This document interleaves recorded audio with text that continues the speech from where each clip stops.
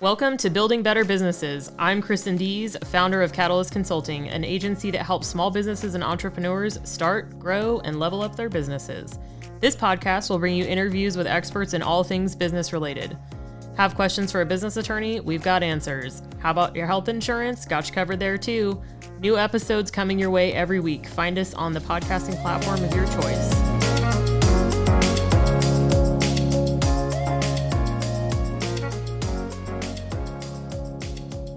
Thanks for joining me on this episode of Building Better Businesses with Catalyst Consulting. My guest today is Amira Alvarez from The Unstoppable Woman, which is a global coaching company that helps entrepreneurs, empire builders, and rising stars in all fields achieve their goals and dreams faster than they ever believed possible, which is a holy mission if I've ever heard one. Thanks for joining me today, Amira. So good to be here. Thanks for having me. Yeah, I'm excited. I think your story is pretty cool. So tell us a little bit about who you are as a human being outside of the work stuff. Outside of the work stuff. Yeah, everyone, you know. I will be truth and transparency. I love my business. My business is my baby. My business is my life. I'm not one of those people who thinks that it's bad to go all in. So that is, my business is my baby. My incredibly cute Welsh Terrier is my love of my life, and then the second love of my life is my boyfriend, and that's like where I spend my energy and attention. I put a lot into those three categories of my life, and I've done lots of other things as well. I went from couch potato to finishing a marathon. That was very exciting for me. Changing sort of, my self-image and my identity around not being athletic. And, that's still a work in progress, but that was a big shift for me. I've lived all over the country. I just bought a fabulous new house. Life is grand. Yeah. So that's amazing. Yeah. I like it. I'm on the fitness journey a little bit too. It's kind of because it really is, like you were kind of alluded to there, it starts with like the self-love and self-worth kind of stuff too. Like that's kind of where it started for me, is like, okay, I gotta like treat myself the way that I would want someone else to treat me. Like what? And then vice versa, like how I want my friends to treat themselves. So it's a big deal. It's one of the things, I made the big shifts in my business, and we can talk about that in a minute, but like that was where the methodology that I teach, I first started utilizing it, learning it, mastering it, applying it, teaching it, and then I realized I could do it for any aspect of my life, not just in my business. And I started really shifting things, letting go of 30 pounds first, and then getting to finish this marathon, and really looking at how the subconscious idea of who we are is what directs what we're able to achieve in our lives, and the level of commitment that we'll have to it. And if you're all in on your business and then you start trying to do something really big in a different area of your life, whether it's athletics or relationships or health or whatever you're going for, you will recognize how you're programmed to stop, how you're programmed to hit a limit and say, oh, I couldn't do that, I can't possibly do that, and all the excuses and all the alibis come up, and you have to figure out how to stay unstoppable, which is my business, right? Like my vision for people is like, how do you become the person that you want to be, know yourself to be, who does these things, but you haven't done it already, and you're not that person yet, but that it's in there someplace. How do you achieve that? What are the tools for that? And it's not just saying, okay, I'm going to go do it. It's like, because people commit all the time and break commitments to themselves, right? And this is the big challenge. So that's my world is how you do that. Mm-hmm. I love that too, because I don't remember where I spent a lot of time on TikTok, but there's so many great people and great creators on there. I've actually learned a lot of stuff. But I think it was on there, somebody was talking about breaking promises to yourself and like what that does to your psyche and to you psychologically. And I was like, oh wow, that's a whole different level of okay, all right, like because we do it all the time. And I know for me, like I know when I know that I'm actually going to do something, and I know when I'm probably not actually going to do it. So I just that's like kind of a check-in space for me. But that was a huge thing. It's so bad for you. It's like you wouldn't break promises to your friends or family or work or whoever, right? I mean, most of us try not to. So when we commit to something and we tell ourselves we're going to do something and then we almost immediately break that promise or don't follow through, it's like a whole different. I was like, man, this is Yeah. self work is a long journey. And then it becomes habitual, right? And Yes. that's incredibly painful for people. I do something called these living room sessions where we do 2 day intensives in my living room. And I just finished one yesterday and the day before. And one of the women was talking about how she was having a hard time claiming that next level business goal for herself. She really wanted it. She had the juice, but like, can she really claim it? And part of what we really dug into and unpacked was like she was having a hard time claiming it because she hasn't lived in integrity with herself up until now. She will make these big claims, set these big goals, um, or even smaller goals, and not stay in commitment, stay accountable to herself. And she breaks promises with herself. So she's now, she's done that habitually over and over again. It's painful. She's stuck in that loop, and it keeps her from actually claiming those bigger things that she wants to go for because she doesn't have the track record with herself. So it becomes this really sticky wicket where you're stuck in a self-fulfilling prophecy based on your past. And how do you break free of that? Because you really do need to break free of that. And obviously part of it is starting to build the accountability with yourself and build the trust again with yourself. So it's a big Yeah, deal. it's wild. Well, and even like you were saying too, the self fulfilling prophecies or self imposed limits. That happens all the time, and like some of it I think comes from just the culture and the world that we're in, where it's like you once you start getting older, it kind of beats out of you. Like the world just beats out like all the dreams and the hopes and the crazy things, and like you can do anything and be anything you want to be, and all this kind of stuff. And I was watching. It's gonna be another TikTok reference, but there's this guy. He's 320 pounds. He's huge strength. What's it called? Yeah, strongman. Like can lift insane weights or whatever. But he can jump. He has a vertical leap of like 4 feet, I think, standing. It might be more than that.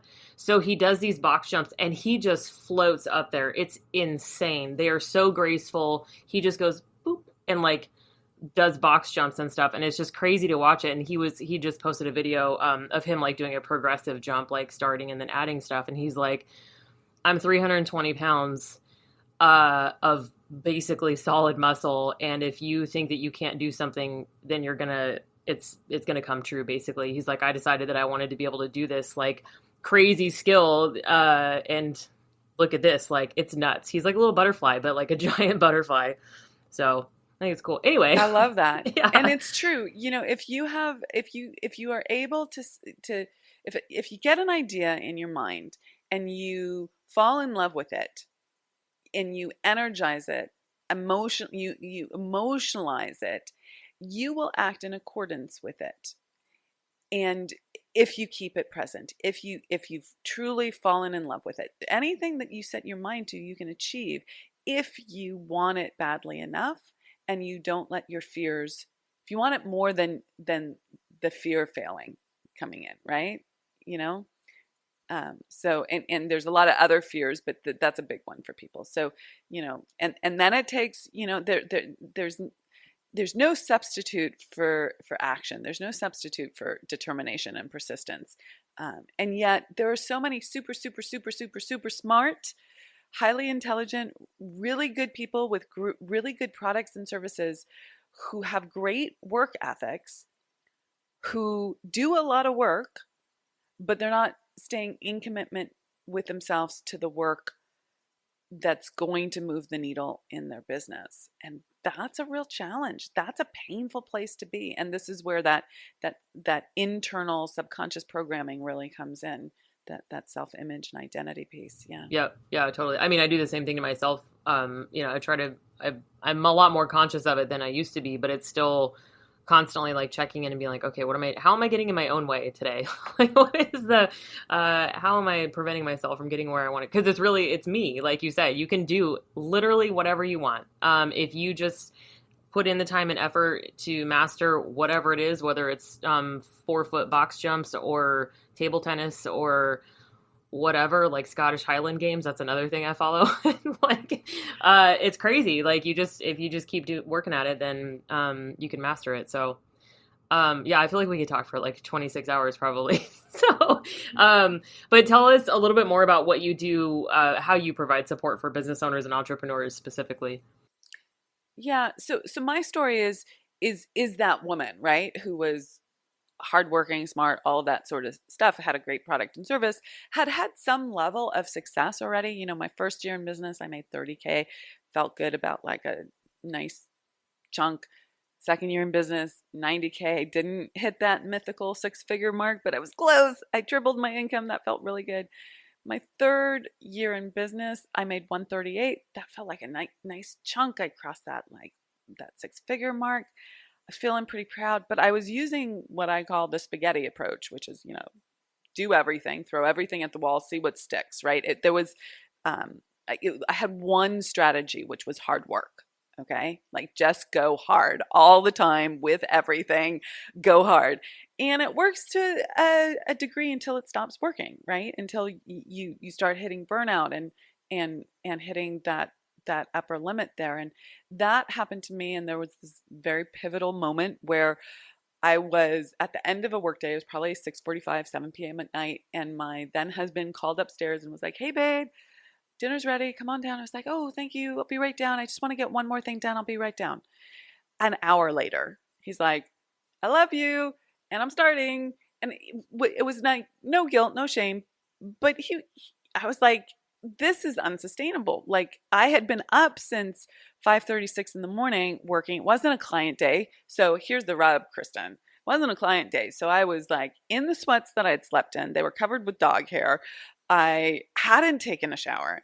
And ew, gross. I hadn't even brushed my teeth that day. Okay. Like I was like, so like, there was a tiger chasing me with like all the amount of stuff that I had to do. And it was endless. It was endless.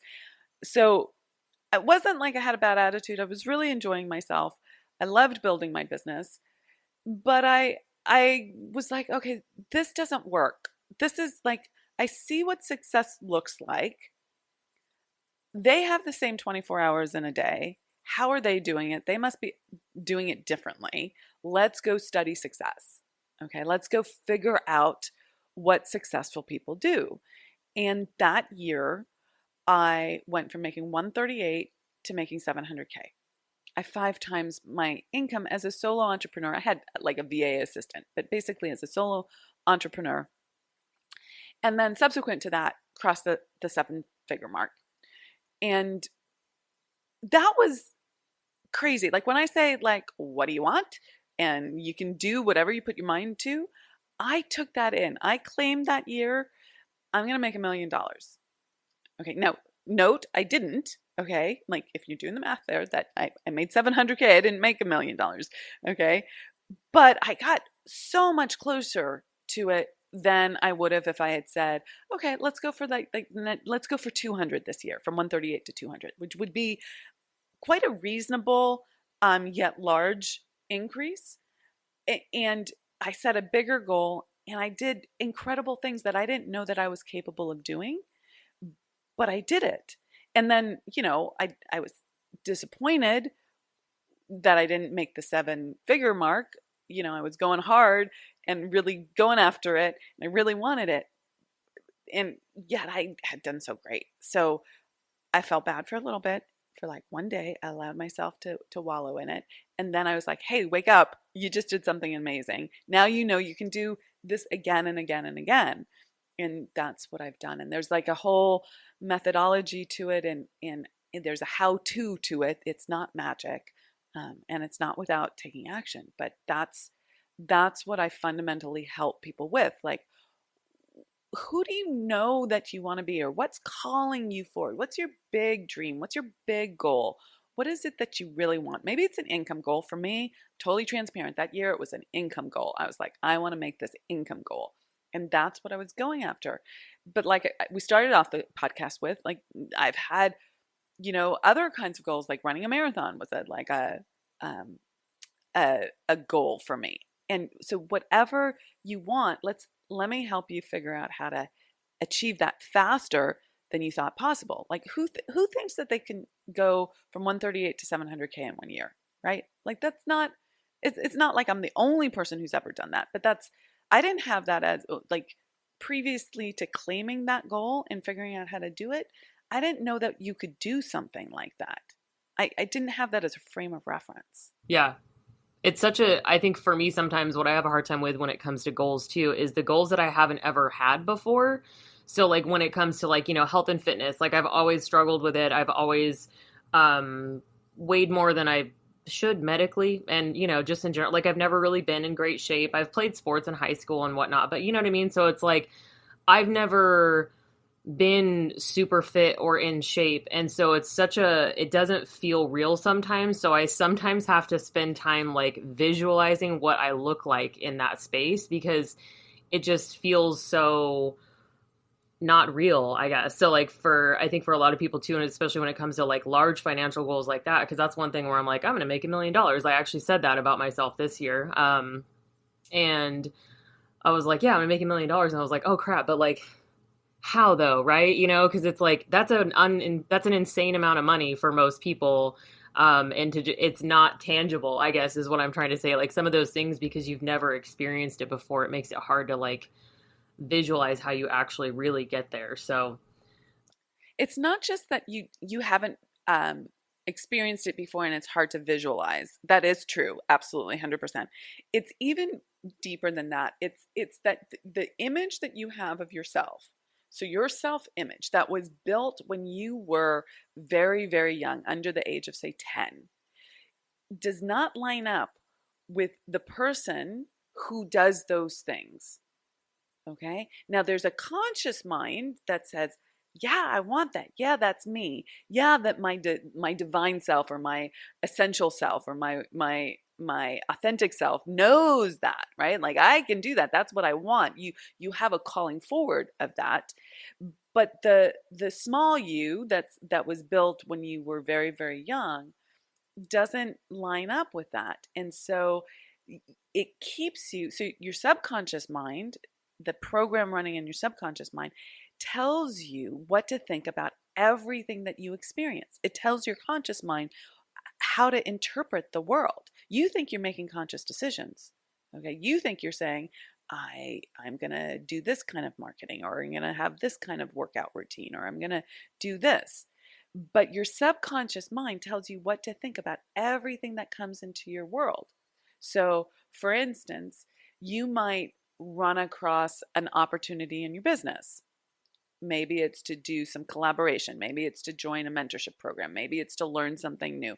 Maybe it's to do some sort of speaking, whatever it is. You get some sort of opportunity and it comes into your world. Or it could be a circumstance. It could be COVID, right? That's a circumstance. It comes into your world and you interpret it in a particular way that's unique to you, that's different than the way I interpret it or someone else. That interpretation is based on your subconscious programming. It's based on how you learn to look at yourself, others, in the world at a very young age. So you see an opportunity and you decide, that's not a good opportunity. I won't act on it. Whereas someone else would be like, that's a brilliant opportunity. I will act on it. Or that opportunity is too dangerous, right? Like I'm not prepared to do that. I don't have time to do that. I'm moving. I'm changing. I need to take care of my parents, my kids. I need to do X, Y, and Z. I need to prepare. I need to go for that certification. There's like all sorts of things that come up. I can't do that yet. And you think of it as reasonable and rational, but it's really a filter for keeping you at the same level that you've always played at.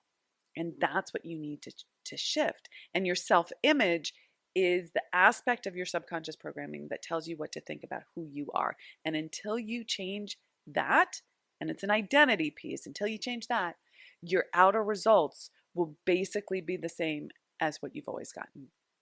That's crazy. Yeah. And that's what it was an identity piece. I mean, I change things on a tactical level, Kristen. Like there are tactical things you have to do in business.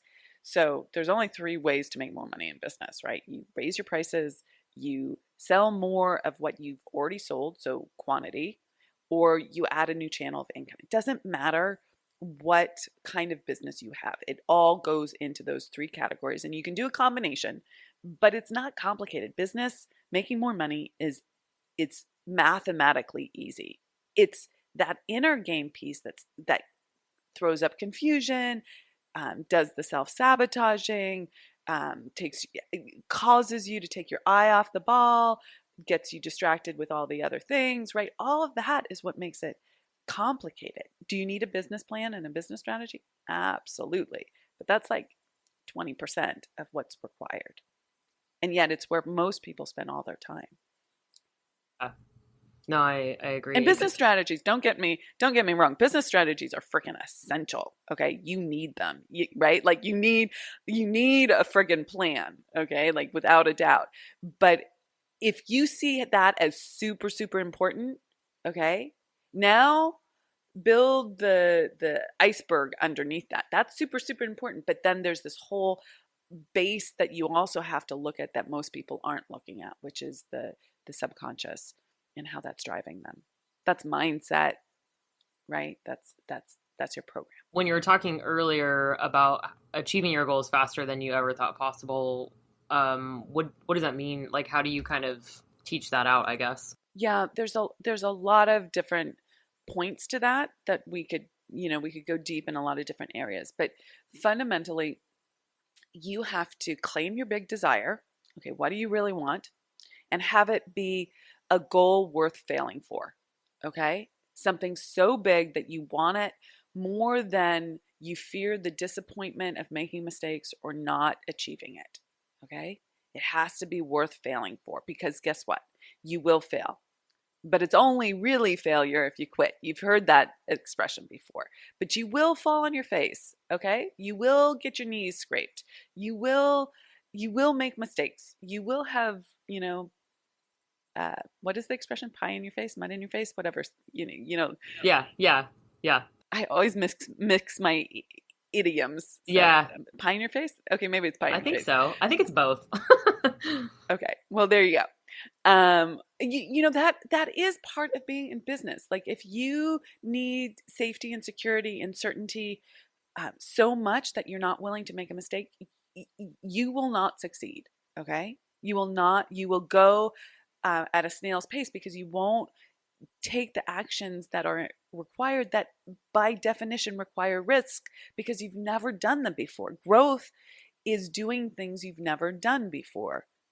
And if you're not willing to risk a little bit, you'll never get to the next level. So if you want to get to the next level faster, you have to risk more and more quickly. So that's one thing. You have to really want what you want. Well, that was about three things I want. You have to really want what you want.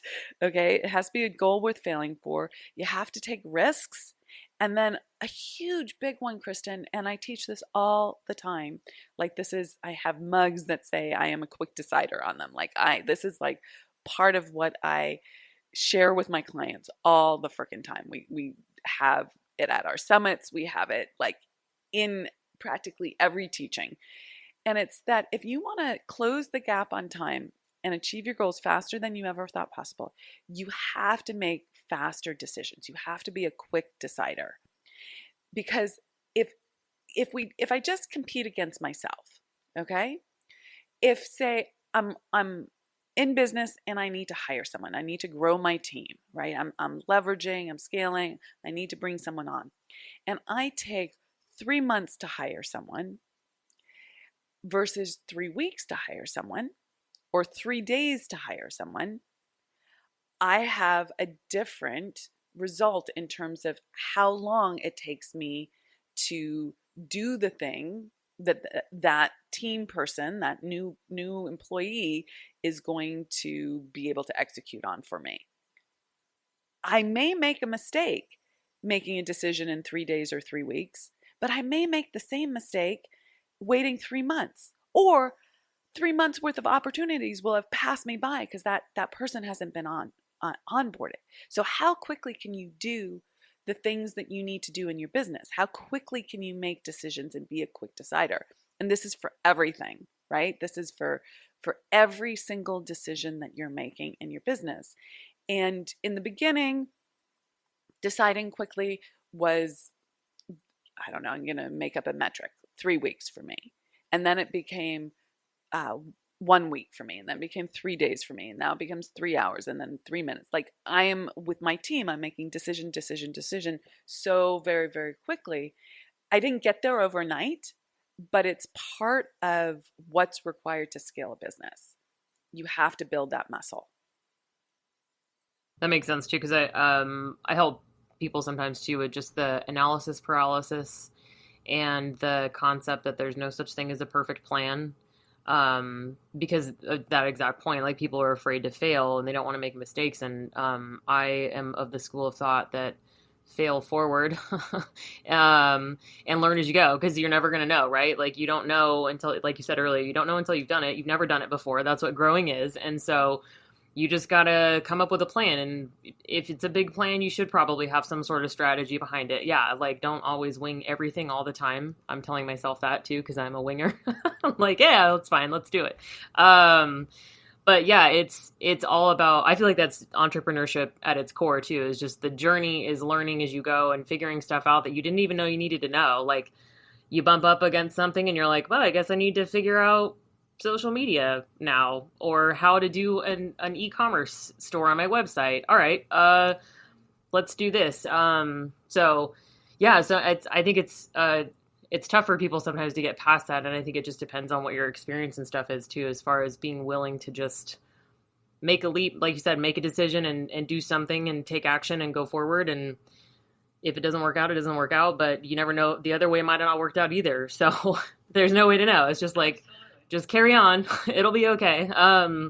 Yeah, no, it's one of my favorite. Yeah, it's different for different people, Kristen. And this goes back to that self-image thing. So like how you were brought up and what you were conditioned to think about who you were in this world. Like if you were told you were bad and wrong for making mistakes in some direct or indirect way, you will have a harder time risking, right? You will have a harder time taking action and being okay with making a mistake because that felt unsafe when you were a child. Okay. And then that impacts how you go forward. But it is a skill that you can learn, which is the positive thing. You can move beyond your conditioning. Yeah, that's what I was gonna ask you too. As far as working on the self-image to hit your goals and like to be successful, how do you kind of start with people on that process? Is it more of, like you said, like digging into what your programming is, and like I guess like childhood triggers and stuff? Like that's something, it's just been fairly recent for me, is like figuring out some of those things that when it comes to like relationships and in general, I'm like, oh man, I gotta unravel some stuff here, but you don't know. So like, how do you kind of work with people through that, I guess? Yeah, absolutely. I look at where they're getting stuck right now. So where are they hitting a wall? What's their pattern for stopping? Where are they consistently going off track? And sometimes that takes a little digging, or they're not aware of it. And sometimes they're perfectly aware of where they're stopping, but they don't know how to get out of that pattern. Okay. So first it's like getting clear about what's actually happening right now. And then it's figuring out, where did you learn that was the strategy for survival? Okay. Because your subconscious has one goal, in very black and white, one goal: keep you alive. Yeah. Like it doesn't want you to die. Yeah. Okay. Yeah. Okay. So a very exaggerated, or extreme, not exaggerated, but extreme example of this is the person who's in a relationship and uh, involved in domestic abuse, right? And she, very rarely he, but the person won't leave the relationship because, not because they don't recognize that they're being abused, but because it's safer to stay. Meaning, let me clarify that. Meaning, their subconscious knows that this abuse, this is survivable. They haven't died yet. But if they leave, they don't know what that will look like. That's a risk. That's an unknown. We don't know if that's survivable. Now, we know consciously that it's survivable. We see examples of that all over the place, that it's survivable, but we don't know for ourselves that it's survivable. So we stay in an abusive relationship. That's an extreme example, okay? But that's the way your subconscious works. Your subconscious says anything that you've experienced and you've survived, meaning you're still alive, that's survivable, will do that, even if it's not what you want. So this comes up a lot in business and finance and money goals and things like that. If you have a pattern of, let's say, making money but never having enough in your bank account, okay? That's a survivable pattern for you. That is something that you know that you can survive because you haven't died yet. Consciously, you're like, I freaking want to be flush. I don't want to be going, playing the shell game with my credit cards or whatever Yeah. the entrepreneur is doing. Okay. And by the way, if that's you, like, zero shame. This is something that, like, behind the scenes, I see all the time with entrepreneurs. They're trying to make it work, but that is and to some degree, that's a strategy, right? And it works to leverage. However, if you want to be flush, but your subconscious says it's survivable to always be behind, always be struggling, always just have enough, you'll continue to just have enough no matter how much money you make. It's fascinating. I see this all the time. So we have to unpack those patterns, see where they were developed, and really bring the light of day to the matter and flesh it out, reframe it, and then set up an action plan that you will stick to so that you break through. Now, sticking to it and breaking through can be terrifying because it goes contrary to what your subconscious wants you to do. It's not safe to your subconscious. It's not survivable. So it will throw up all sorts of sabotages. Some of them are really intense. People get sick, people get exhausted, people pick fights, they get into accidents. Like, it's crazy what will happen, okay? Anything to get you to stop.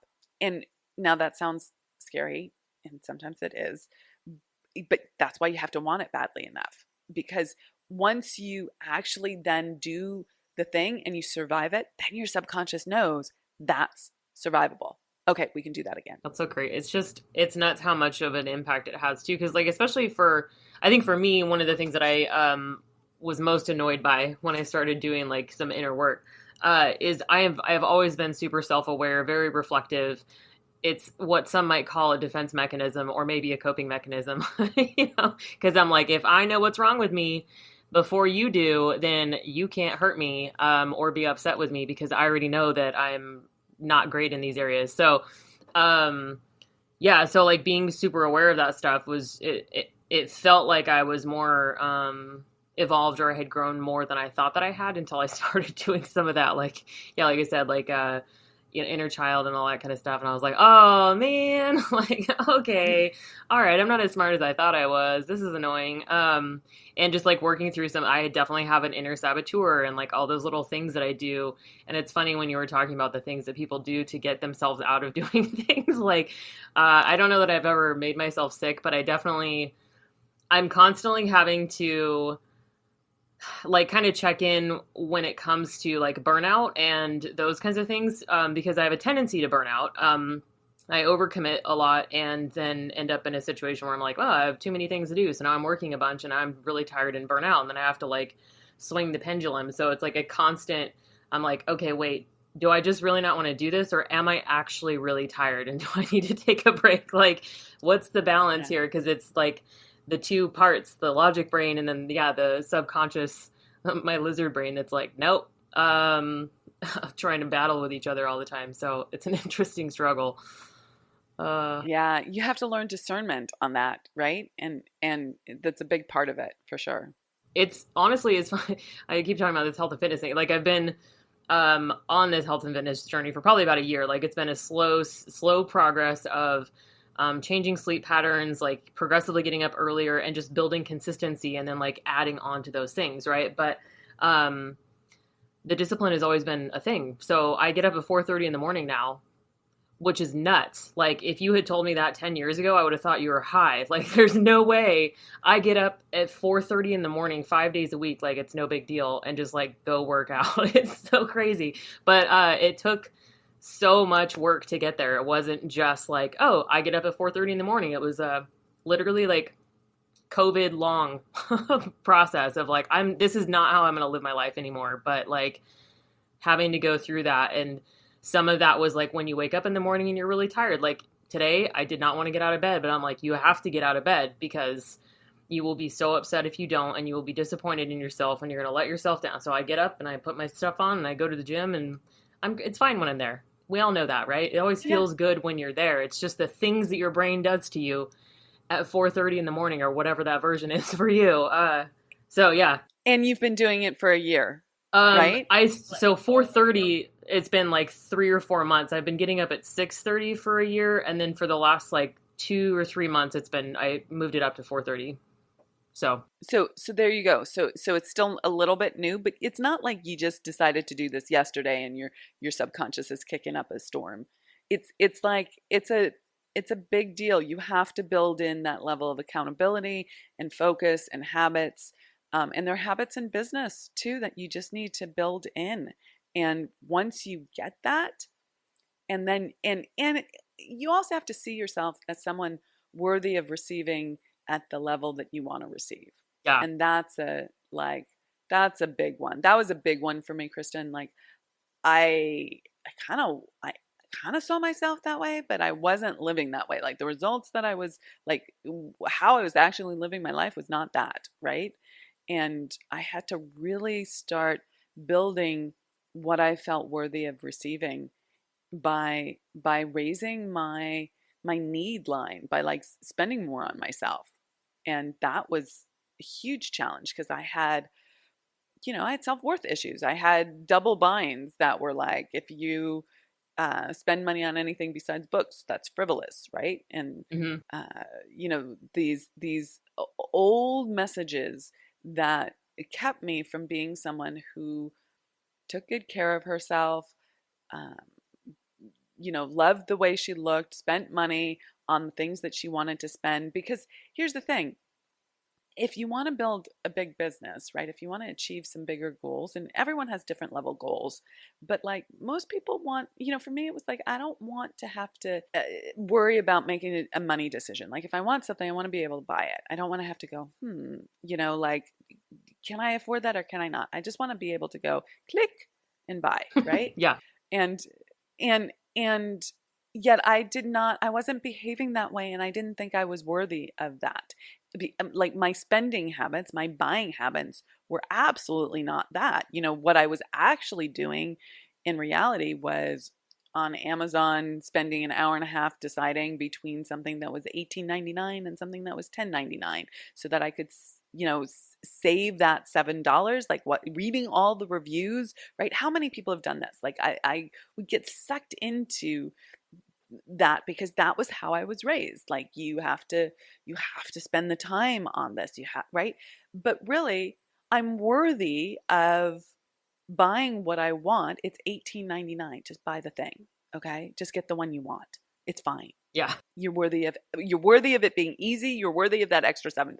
And that's at all levels. It starts there, but then I was like, I'm worthy of flying first class. I'm worthy of having a stylist. I'm worthy of living in a beautiful, ordered environment. I'm worthy of taking care of my hair in the way I want it to be taken care of. And not every day is like perfect day, but like I, like I had to incrementally increase the way I was treating myself, and I had to match it by doing the work in my business. So it's not one or the other. It's not like the bypassing is like, if I buy the thing, the more money is going to come into my life. No, no, no, no. If you buy the thing, you actually have to build the business that supports that, but you've increased your desire level. So if you're someone who keeps her commitments on like a financial perspective, then you'll do the work to get to that level. Yeah, no, that totally makes sense because even when you were talking about like getting your hair done the way you want to get it done, like that's all been part of this process for me too. It's just been, it's interesting because I'm like, I spend so much money on my hair that like I did box dye forever because that's also how I was raised, is we didn't have a lot of money. And so it just kind of, you do what you got to do to feel good about yourself in the way that you can. But yeah, it's just like this is how I want to be. Like, this is what I want. I want to not have gray hair yet, so I'm going to keep doing something about it.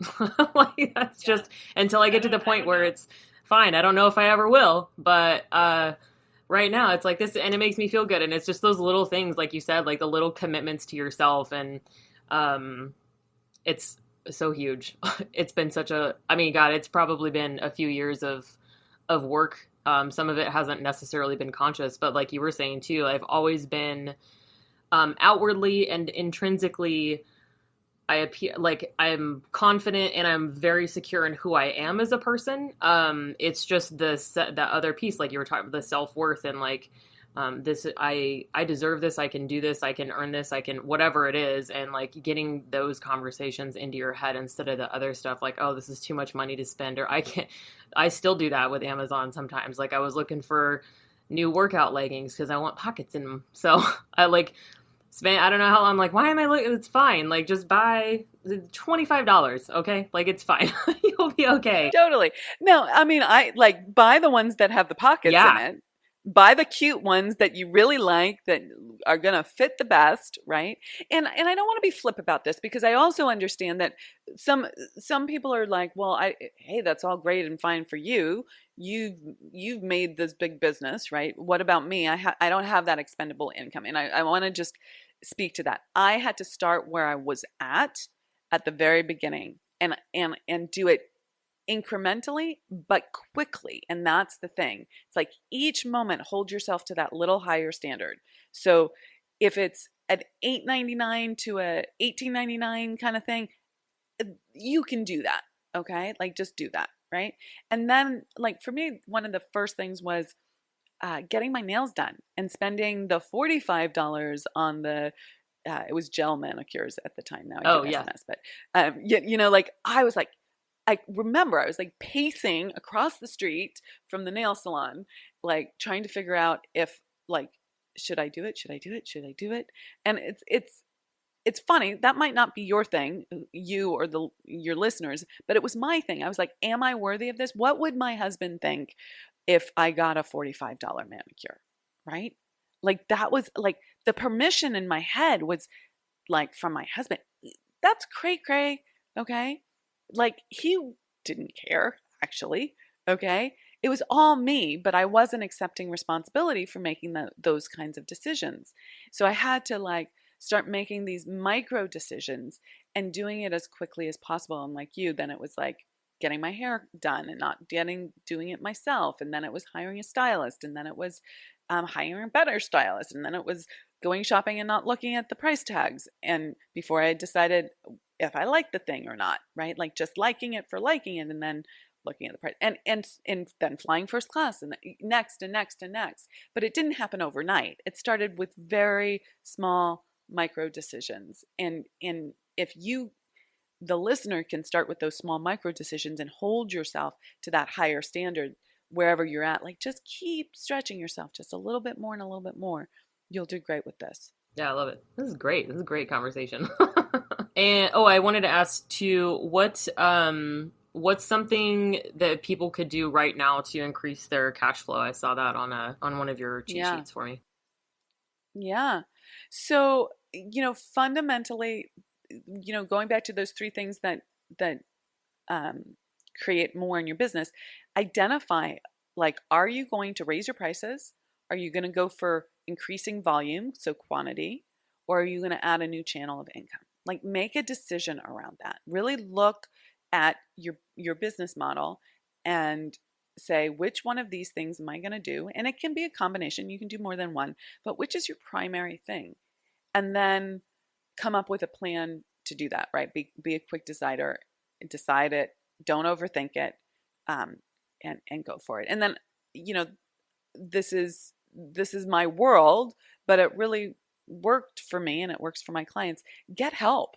Like, I had a very DIY mentality early on in my business, and it was limiting me. It wasn't helping me. Now, the positive side of DIY is like, you're taking personal responsibility, you're taking ownership, you've got good work ethic. That's not to be sneezed at. Like, that's important. You must have those things.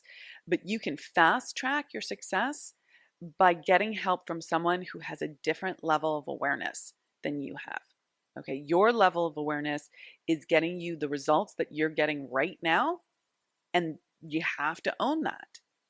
Okay, you have to own that. Your level of awareness is getting you the results that you are experiencing right now. If you want better results, higher results from where you are now, you want to jump to a higher level, you have to look at the game plan from a different level of awareness. And generally speaking, people can't do that on their own because they're stuck in their current level of awareness. They don't know any different. So that's where working with a mentor, working with a coach, working with a strategist, someone who has done what you want to do already, can really fast track your experience. It did for me, and I still am in that process, right? I might be further along than some of your listeners, right? Like, I've got this great business. It's a multi-7-figure business. But I have a mentor, I have a coach. I am a small fish in a big pond in other areas of my life, because I always want to keep learning and bringing in that higher level of awareness. It's one of the absolute keys to success. And then studying, one of the biggest things that I did when I made that quantum leap was I studied. I really looked at what success was based on, and the study that I did in particular was around universal laws, and that's a bit woo-woo, but it really helped explain what seemed like a random universe, like why some people were successful and other people weren't, and they both worked hard. Like, how is that? Like, why is that? It explained it to me, and I really went deep into studying that, and that's a big part of how I coach and teach, is around these laws, because once you understand them and you start applying them, things skyrocket. It's just freaking amazing. So those would be what I would give people. Do you have a book or someone that you like that you got some of that stuff from, like that somebody could look? Oh yeah, absolutely. So the first one that I'm going to say is one that many people know, Think and Grow Rich by Napoleon Hill. Classic. We do something on our it's a free download called the Morning Mindset Club, where I go through the entire book paragraph by paragraph and explain how to apply it to your life. So this is a free download. You can get an audio that's between 3 and 10 minutes long every morning, and it will, and there's little application questions and quizzes. It's like a whole program. We should probably charge $2,000 for it, but it's free. So run, don't rock. So that's a great place to learn. We have our podcast that's also, I teach a lot on universal laws there. And then in terms of other books, another classic would be The Science of Getting Rich by Wallace Wattles, something I teach in detail. We have a program on that. Working with the Law by Raymond Hollywell, one of my favorite books. U Squared by Price Pritchett. As a Man Thinketh, James Allen.